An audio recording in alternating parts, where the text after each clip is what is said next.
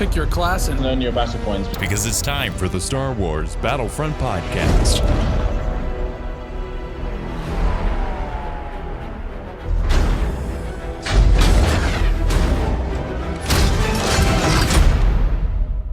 Welcome to episode 157 of the Star Wars Battlefront Podcast. I'm your host, Sage Goodwin, joined by my brother and co-host, Sam Goodwin. Hello there. In this episode of the podcast, we'll be going over the latest news on the community calendar, the update to Capital Supremacy, and our thoughts on the game mode now that we've had a lot of time to play with it. Let's get started. Starting off, this is the community calendar for the month of April. So these are the events that will be happening for this month, and that this weekend's event has also been extended by a day to make up for the late start because this just dropped today, and they were supposed to have the event go live on the 5th. This is where the fun begins. Through the 6th through the 8th.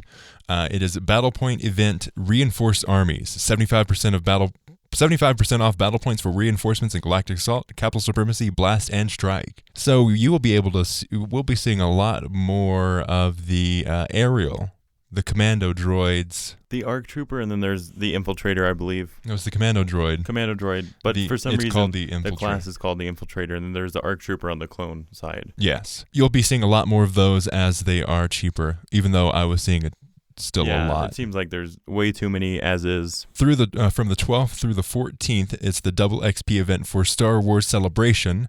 To join in the celebrations this weekend, including the reveal of Star Wars Jedi Fallen Order, all modes will have double XP active for all units. That's pretty good. Fast Spawn event. Capital Supremacy and Galactic Assault will have 1 second spawn timers. Yes. I'm really looking forward to how that changes the game. I really like it when the spawn timer is changed to be shorter. You really need it to have like a bigger game mode because you don't have like 100 players on each side. So plus, I tend to die a lot, especially once we get in. Especially when you get into the second part of Capital Supremacy, where you're trying to claim that first wave. I mean, if you play the objective, you normally die a lot anyway. So. Yeah. Then, on April 24th, we're getting the April update, which is a new map to Capital Supremacy. Additional details in the coming release notes. So they'll probably come out around 24th. If they're keeping to the schedule that they've had before, when they release an update, the release notes are the day before or 2 days before. So it would probably be the anywhere from the 21st through the 23rd. Then from the 26th through the 28th,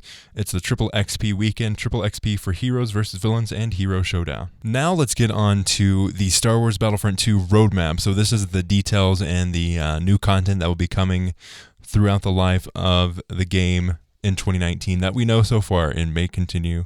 It may not. It's also a fancy new website. Instead of like just a picture, it's now a responsive website, so you can click for more details. It's pretty nice. I'll put in a link in the description. This is what it contains. April 24th, like we just said, will contain an update for Capital Supremacy to add another location. In May, we will also be getting another location. Alongside that update for the new location in May, we're also getting a core mechanics rework for Heroes versus Villains, including the removal of the target system. So my first thoughts on that particular section was why I enjoy the target system. It adds more of an objective to it. But then one of our followers on Twitter kind of gave me the rundown on why it's a good thing. Star Wars Varsity Scooter says this: I think a lot of people have been calling for this change because it promotes campy play and doesn't fully let every player enjoy the mechanics and other aspects of the game mode that they would otherwise really like. What makes Star Wars games really unique from anything else is seeing beloved heroes and villains interact in new, unique ways under your control. The mechanics of a Heroes versus Villains should bring that aspect to life, and a lot of fans, including myself, feel like they just inhibit it. He makes a great point. I'm more on board with this change than I was previously. And also, it's not really Heroes versus Villains right now. You know, you just like find your one objective and get that. I want like, full battles to where you have to be strategic. Yeah, and this certain, rendition of Heroes versus Villains is not really Heroes versus Villains. Because it doesn't really matter if, Han over here kills Darth Maul if they're not the target. You know what I mean? Yeah. So I really want, them to promote more of Heroes versus Villains, to where the last, hero or villain standing kind of wins. Okay. Kind of like Hero Showdown, but doubled. you know? What was the mechanic for the Battlefront 2015 Heroes versus Villains? It was basically Hero Showdown times 2. Okay. You just had 4 versus 4, and there was also the addition of troops. Yes, I don't want that. And it was it was round based as well. It was round based. That's what I remember most about Definitely don't want the trooper classes coming into it. No. Strictly heroes and villains. I prefer it with just the heroes and the villains. I think that adds much more fun to the game instead of having an annoying person shooting you in the back randomly. And it's cool to see them revamping games. Yeah. Because, it's basically getting a new game mode to an extent, just making it better. And in Battlefront 2015, they did that with Hero Hunt. They completely revamped the game mode like multiple times. It was like getting a new game mode each time, which is really cool. You learn the different quirks of it. So I'll be interested in if they just go purely on amount of kills, make it like a heroes versus villains blast. I think that could be interesting. Or if they want to bring it kind of more towards Hero Showdown, but just more heroes. I personally wouldn't want that. I would rather it be more like Blast, where you have a set amount of kills, and like it Hero would be Blast, yeah, Hero Blast, but it would be much lower than like 100. Yeah, yeah. I mean, I'd say maybe like 20. I think it would be cool, and it'd be awesome to have multiples of heroes, but I know that won't happen. I would love to have multiple of heroes. Like, that would be so awesome if it was a team of fun and Obi-Wan versus a team of Grievous. In original Battlefront, you could have like 5 Leias on the same team. That would be cool. And you wouldn't have the issue of people like, oh man, I wanted to play that. Because they camp on heroes. Mm-hmm. If you get Anakin at the start of the round, you have him for the entire game. And it's extremely difficult to change characters already. I've been looking forward to And going back to the roadmap, the furthest that we have is June 2019. Who knows? They did say that they will be fleshing out the roadmap as it continues. Binwalk saying it was either Binwalk or Jay who said that made a good point that the infiltrator class on both the Separatist and the Republic weren't actually on the roadmap. So we could be seeing things that weren't initially recorded on there. Yeah. So this isn't this is only what we're going to be getting. This is what they have confirmed we're definitely going to be getting. Depending on how certain things go, if they run into any problems or if things just go really smoothly, this is going to change drastically. Now let's go on to the hotfix for Capital Supremacy before we get into our thoughts on the game mode and how we've been playing it. So this is the hotfix that they dropped to fix some issues and bring back a little more of what was introduced in Capital Supremacy. Quote, "Hey everyone, it's always a nervous time within the team when a big new piece of content leaves the safety of the team and finds its way into your hands. We always felt that Capital Supremacy was shaping up to be a great addition to Star Wars Battlefront 2, and we've been really happy with the feedback we've had so far. In this hotfix, we've got some changes going live that will address game stability.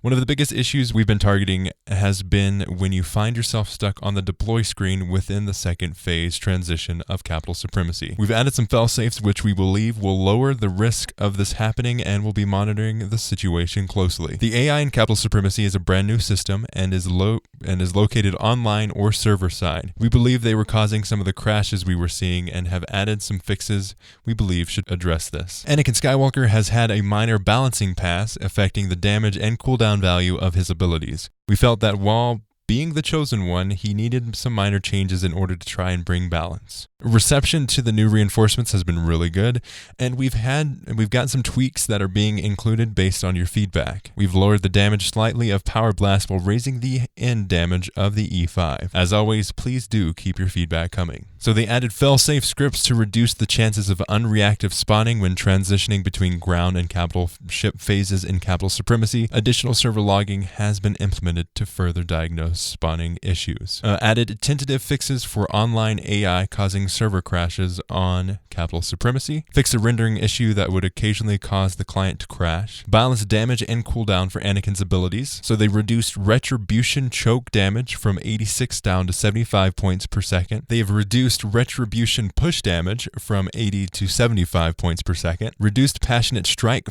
first damage from 50 to 40. Reduced Passionate Strike last damage 150 down to 130. They've increased Passionate Strike cooldown from 12 seconds to 13 seconds. Reduced Heroic Might base damage. Originally it was 100, now it's down to 70.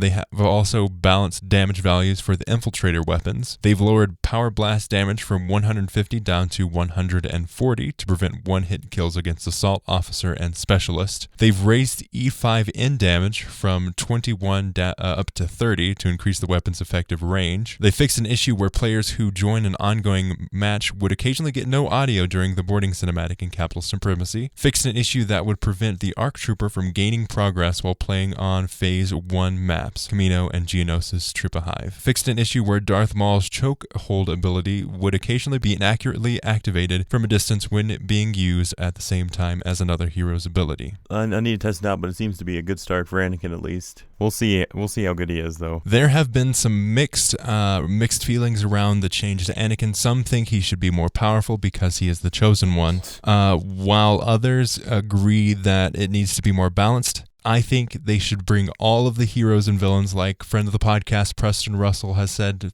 multiple times, and you have said as well, up to the level that Anakin is, because Anakin has been ridiculous. Yeah, this isn't it's not canon, Anakin is not like that powerful. If this game was canon, Han Solo and Leia and those gun characters would be destroyed by lightsaber wielders. So just because he holds some of the utmost respect, power-wise in the films, he shouldn't be that powerful in the games. Going for accuracy in the film does not make a great game. Yeah, this is a game. It needs to be balanced. Every hero or villain should have a chance of defeating another hero or villain. And in this case, Anakin was just ridiculous. All he has to do is go into the objective on Capital Supremacy, activate that one ability, choke everyone, absorb all of the damage that everyone either purposefully or accidentally fired at him, and it deals it tenfold back. The changes, he needed them. Any move that completely stops damage to him, that shouldn't be a thing. No. Ridiculous. Another thing that they have confirmed, Yoda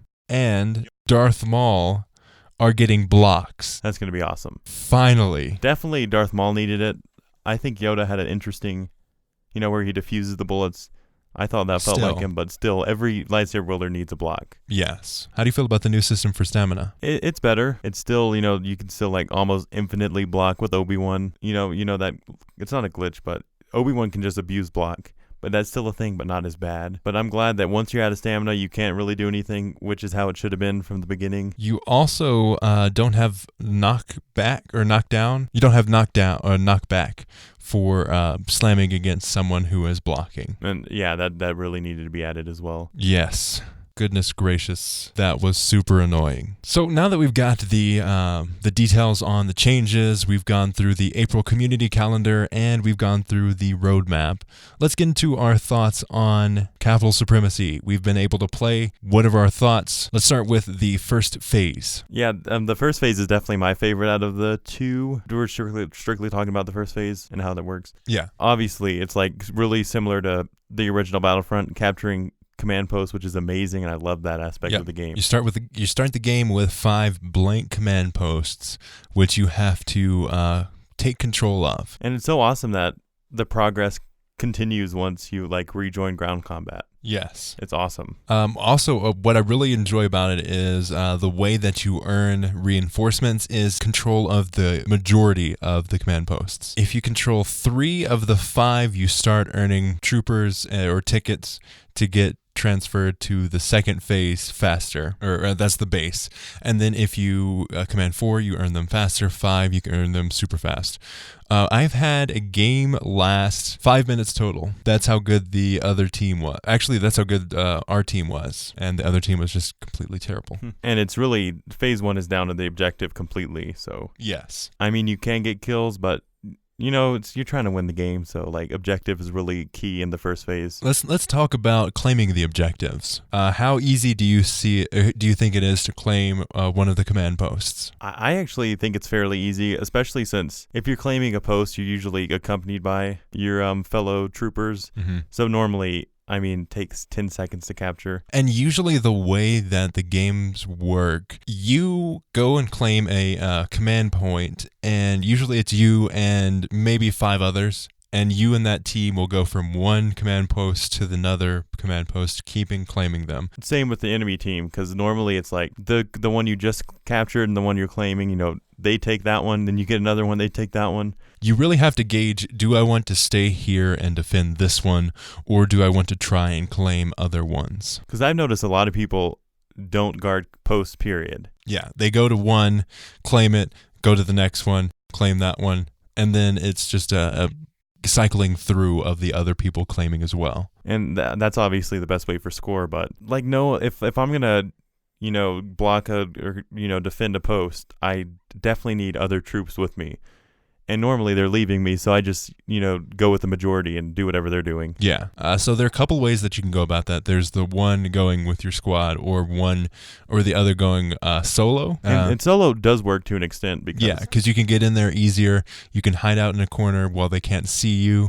While if you're in a group, you're just more of an open target. And I've claimed so many command posts just by myself. Yes. Let's talk about the extra reinforcements that you can get. On the Separatists, it is the B2. It's just the B2 battle droid. The B2 battle droid.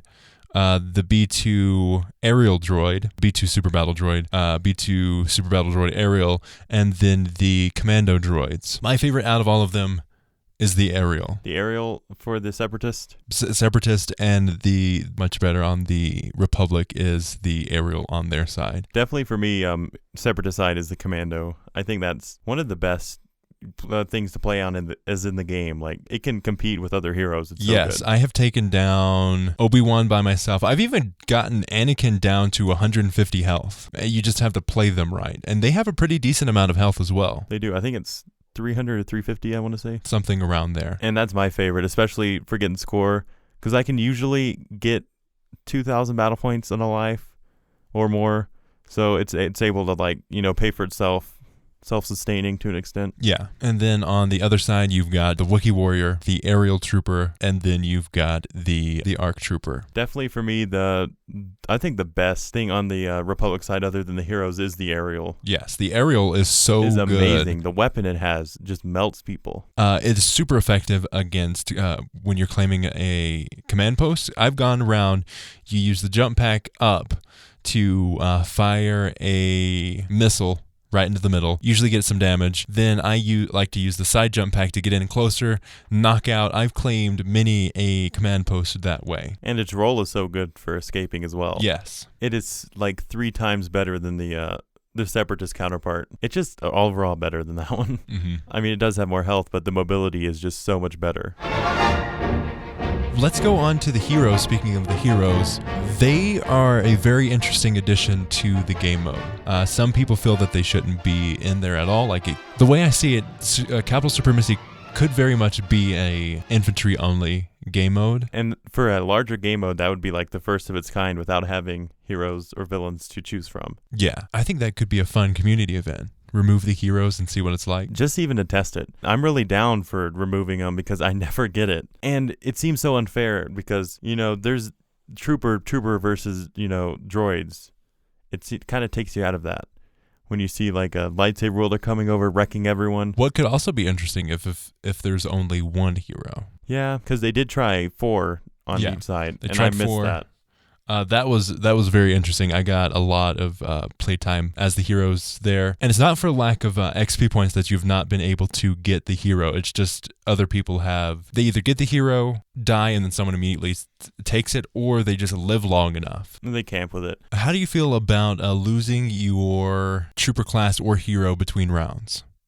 That was kind of infuriating because sometimes I would spend, 2,000 for a commando and immediately be transferred, or spend, on Bosk and immediately be transferred. I mean, it does make sense to give a fresh start, but I feel like if you were a hero the first phase and you transfer to phase 2, you should be there and then still have 2 hero credits to give around. I believe you get the credits back or the battle points back. It's just usually people are already on the heroes and you can't really continue with the hero if you are the hero. So say you're the hero for the whole first phase, you go to the second phase, it restarts you into the menu, and then it's happened to me many times, someone goes and takes the hero from me. It's just, people have better internet most of the time. Exactly. And there's also tactics to get on there, because I'm literally spamming the button and hoping I get one. I don't even care what I get. Like, I'll get Yoda most of the time, or Darth Maul, which wouldn't be my first choice, just so I could get one. And it works most of the time, just spamming it and pressing A. And that's what people do. Still, I really think the whole hero system of pertaining heroes needs to be revamped. Yeah, so it is really, really messed up. We were talking about this on the drive up. You said you preferred Battlefront 2015's token system where it's on the map. Yeah, I prefer it. It's not like ideal for me, but I feel like it should be random, completely random. Completely random. Why is that? Like completely. This will probably be a little controversial, but I say completely remove battle points concerning heroes and villains and just award someone randomly with the hero. Because these lower level players that are just getting into it, they might have bought the game to play as these, but they never get to because of the higher ranked players, spamming to get the hero or whatever. But then they would not have the experience as the hero. Yep, and they'll to die contribute. They would die quickly and then give it over to someone else. Okay. It'll all balance out, but let's say I know they'll never do it. You were the first person to get the best amount of battle points. You've got the most kills, you've done the most for the objective, you have more than enough to get a hero, and then it's randomly given to the noobiest noob in Noob Town who's not moving. Obviously, they'd kick AFK players, but, usually a noob will die fast, because they don't even have the brain power to camp. But I feel like it should balance out, because, rewarding good players is good for winning the games, but it's not fun for other players, I think. And it's not that I always have enough battle points, it's just me struggling to get it before someone else. Because some lucky guy's sitting there seeing, oh, do I want to play Assault or Specialist? Oh, there's the hero. And they go over there and pick it, and I'm over there, crap. That's been me many times. Completely random. It's not that we're bad at the game, it's just we can't get there fast enough. Mm-hmm. Yeah, our internet sucks. If we've not mentioned this before on the podcast, which we have. Let's see, a couple days ago, trying to download an update, and it was a nice, crisp 800 kilobits per second. The average is about 4 megabits per second. So that's a good day too. Thanks, CenturyLink. I feel like it needs some changes. Obviously, I don't think that's on their priority or agenda to get to. What brought this on? At what point were you like, man, I hate this system? Really, probably 6 months after the game came out. Because at first, if I'm really trying hard, I can get to the amount of score pretty quickly, but I survived so long that by the time I do have enough and die, it's already been taken by someone else. Because there's multiple factors going into it. First, you have to have the score, and then be lucky enough to be on the screen when it's available. Most of the time, I'll get a really good kill streak and get way more than I need to, but I'm so far ahead of everyone in being alive that those guys have already died and gotten it. And I don't want to kill myself, Break the streak. It's collective. There's obviously complaints concerning any sort of hero system they've had. Being too random or being too controlled, I feel like there should be a healthy medium there. I would like to say that I don't have a problem with this system. I do find it annoying, though, when I'm in the menu and the hero becomes available and then immediately becomes unavailable. But I don't think randomly awarding it to someone would float my boat. Yeah, but I don't feel like they could control it to any way that everyone would be happy. No. I mean, it works, but I can play heroes versus villains to get my fix. Yeah, exactly. Which I think when they revamp the heroes versus villains, I definitely see the argument saying, no, we don't need Capital Supremacy to have heroes in the game mode. If you want to play heroes, you can go to Galactic Assault, or you can go to Heroes versus Villains or Hero Showdown. I can totally see that argument. I could get behind that argument. I'd be really interested to see as a fun event, a one-time thing, one weekend, they remove heroes from Capital Supremacy. I think that would be an interesting experience. I think it would be a pretty fun change in the game mode, especially like to switch it up before we get the second map, just to refresh everyone while playing. You give an example of, adding like events to remove these things. That's a good point to, bring in things that might not work, but give it a shot for EA to do, or DICE. They've done that with Heroes Unleashed. They've removed the amount of heroes that are available on Galactic Assault. That's It's super cool. fun. I feel like they should have more limited time only game mode types with events rather than just giving you double XP. Yeah, because you can only have so much XP. Well, moving off of this tangent, let's go into phase 2. Yes, let's go to phase 2. You will have to claim and control generators and blow up. And there's two capital phases. ships. You have to control the terminals to get the doors open. Yes, so you have to And open the then doors. you blow up the generators. Yes. And obviously, if you rejoin ground combat, your progress will be saved for next venture. So say that you get the doors open or get one of the doors open or get the door halfway open and all of your troopers are killed. You go back, it's repeated. You have to claim enough command posts to get enough tickets to go back onto the ship. Your progress will stay there. If you half claimed a door, it would stay half claimed. If the doors were open, they would continue staying open. Same goes for like if Separatists beat the Republic out in getting there, and say the Republic had 22 troopers ready, it would also save when they rejoin ground combat to get their max of 50. Yes. So that's another cool aspect of the game. The first part is really easy to getting the doors open most of the time. It really starts struggling depending on how your team pushes. Because it's definitely more challenging for the Republic to get through the doors because it's way more open, no cover whatsoever. I just feel like it's an easier time for Separatists to win in general. I have had more times where the Separatists have won than the Republic. I don't know if that's based on actual statistics. We don't have those. It would be an interesting number to see how many times the Separatists have won over the Republic, or even if that's just like a mind game that it just feels that way. And just from my experience, I feel like the Separatists, when they're attacking the Republic ship, I feel like it's easier to win and blow up the generators and get through the doors. I agree. The map is just way more enclosed, which is always good for that type of game mode. As I said, it's really easy to get through the first phase. Really start struggling when you try to blow up those generators, especially surprisingly when there's one left. Yes. I mean, it's not really surprisingly because everyone's grouping to that one. But I had the thing to where if we activate it, we'd automatically win. It took us 3 different times to get through it. Mm-hmm. Just the way it works out, it's very interesting. A friend of the podcast, Riva Timms, has actually gotten into a game. He didn't play the full game, but the game that he jumped in had been going on for 2 hours and 55 minutes. And that's the thing. It's either going to be really short or really long, and that is serious. Yes. There is no healthy balance. It's either you clean sweep them or it is a grindy game. I would be fascinated, completely enthralled with the statistics on how many people have to quit Capital Supremacy before the game ends because of its length. Because it's a lengthy investment there. I've had to do it a couple times. I think my longest game was about an hour and a half. I want to say an hour because we rejoined ground combat so many times. And I got a 250,000 score that game. I was number 1 on our team, number 2 in the entire game, and that took forever. I had like 90,000 battle points to spend. I could buy 5. I was throwing away credits. Hey, I don't never play the Wookiee Warrior, but hey, I got these. Yeah. So I don't see a good way to fix that either. The way the game mode is set up, it lends itself very easily to be either super short or super long. And I like how long it is. I do too. It feels like a real Star Wars battle. And if it's short, it works.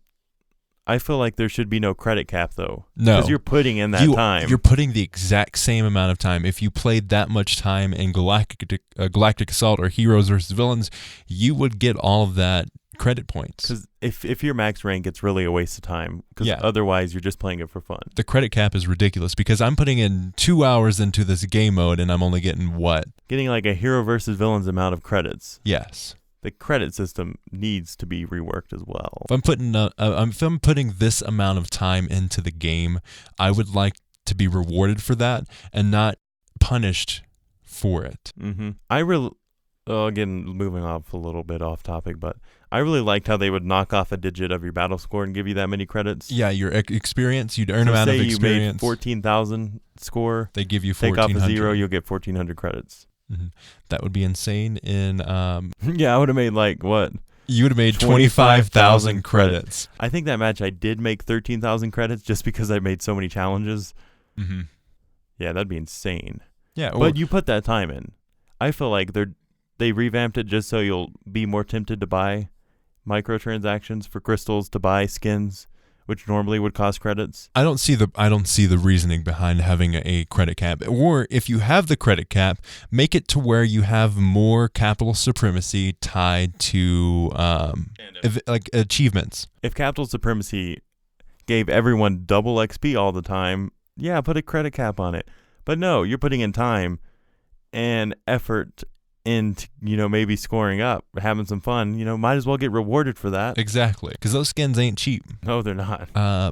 One of the super legendary ones are $20 in real money, 80,000 credits. Probably like 20 hours of game, because it takes forever to get those credits. Yeah, so I don't understand why they would put the credit cap on there. Because you are playing the game. It's not like, I just jumped in and I've only played like 2 minutes and I'm getting 47,000 credits. No, if you play 2 minutes, you get the amount of score that you get for playing those 2 minutes. If you played 2 hours and 55 minutes, you should be rewarded for that entire 2 hours and 55 minutes. And if anything, I feel like you get score less than Galactic Assault you would, because it takes a while to get up there. And Galactic Assault, 20 to 40,000 is pretty easy to get. Yeah. In a relative short game mode. So if I played almost 3 hours of Galactic Assault, I'd have more credits than I would with 3 hours of Capital Supremacy. Yep, because you really meet the credit cap quite fast as well. So I could play Heroes versus Villains match and get as much credits as I did in a 3-hour game mode. Exactly. So I think that needs to be worked on, just to reward the people that are playing that long. Let's talk about the commando troopers, their abilities. We really didn't touch on that. Okay. So we got the Vibro Sword on the commando, which is his melee, which is actually really effective. It is good. Then you have the middle card, which is basically like Bossk's middle card. You can see some heat. You can traces, I think. Yeah, you can target people around you, and it really is keep them inefficient though. Like if you use a smoke screen, it helps, but yeah, it outlines separatist troops as red, so I'm shooting them. It's not very effective. I very seldom use it. Really, his only good card is Vibro Sword. Like his weapon is good, and his roll is amazing. Yes, his roll, his smoke Vibro screen Sword is effective to an extent. Doesn't do any damage though. It's really good for escaping. Yes, sometimes.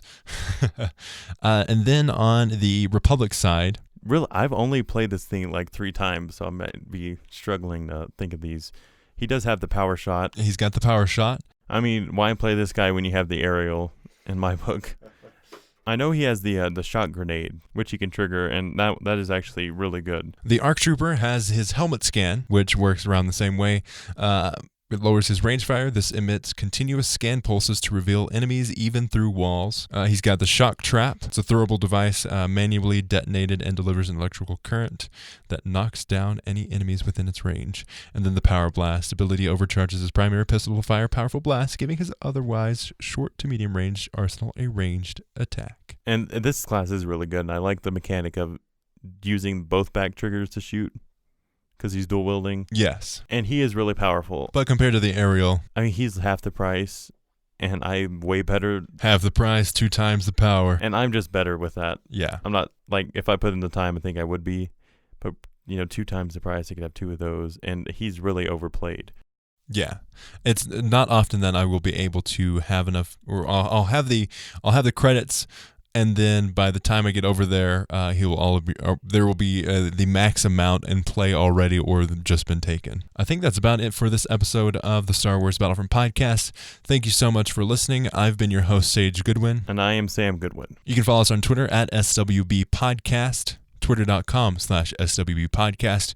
You can support us on Patreon, patreon.com/Battlefront Podcast, or on PayPal, paypal.me/tie-dye sheep, TYEDYESHEEP. Our YouTube channel is youtube.com/The Star Wars Battlefront Podcast, and our email is battlefrontpodcast@gmail.com. Send us your feedback there. If you have topic suggestions that you'd like to cover, your thoughts, we will be glad to read those on the podcast and cover any topics you have to suggest.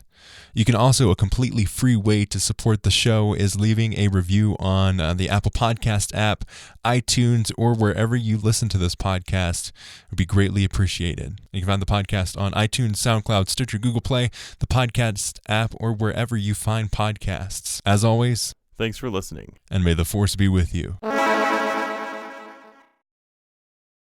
Hello? Could you please not?